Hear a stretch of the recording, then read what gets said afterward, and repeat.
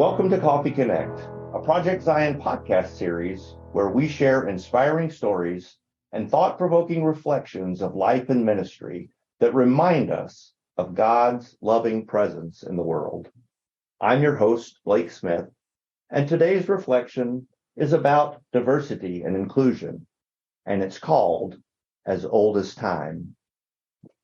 A tale as old as time, and yet a tale that continues to be a reality in our world even today.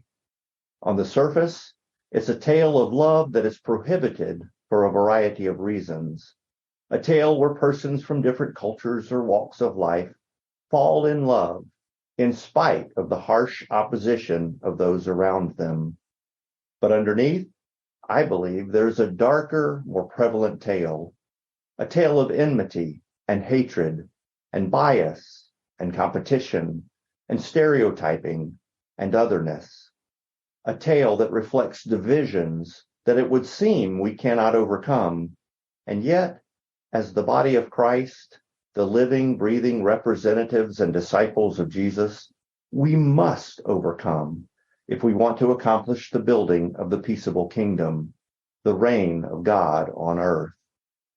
The tale truly is as old as time.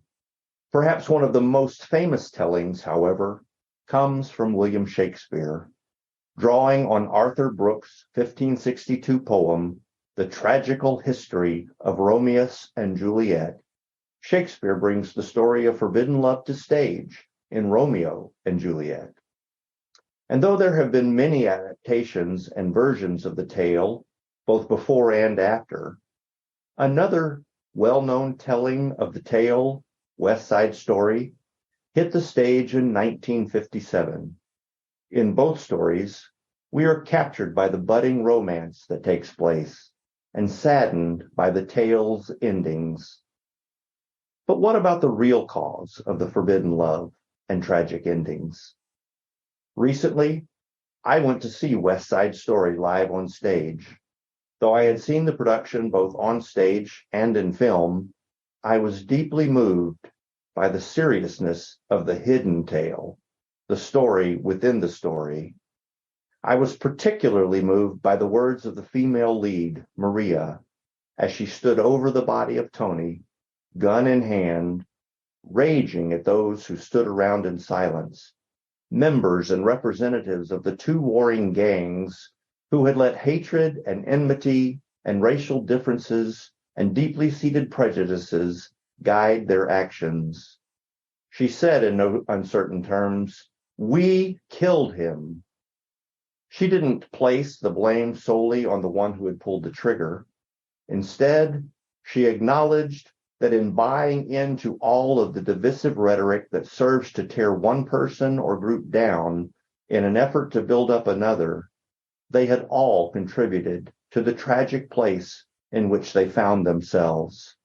Lives lost, relationships broken, diversity squelched, inclusion non-existent, sacred community severely limited, if not completely extinguished. How long must this continue? How many times have we allowed a stereotype or misperception or tale determine our response and reaction to those who are or just appear to be different from us? When will we allow the love of God to fully transform us so that we might see others through God's eyes and that we might begin to understand the richness that is realized when diverse peoples and cultures come together to share and celebrate the best of what they have to offer, so that all might grow and thrive? Inspired counsel given to Community of Christ reminds us it is imperative to understand that when you are truly baptized into Christ, you become part of a new creation. By taking on the life and mind of Christ, you increasingly view yourselves and others from a changed perspective. Former ways of defining people by economic status, social class, sex, gender, or ethnicity no longer are primary. Through the gospel of Christ, a new community of tolerance, reconciliation, unity and diversity, and love is being born as a visible sign of the coming reign of God. Doctrine and Covenants, section 164, verse 5.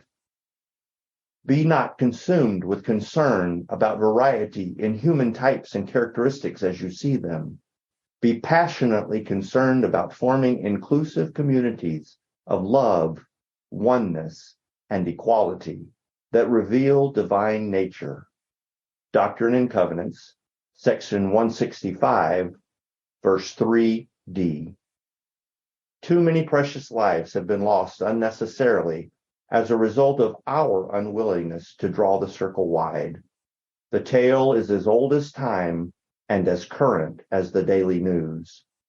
But until the ending is different, it must continue to be told. May we be a part of the new tale that Christ has called us to tell, a tale that makes space for the reign of God. Have a blessed week.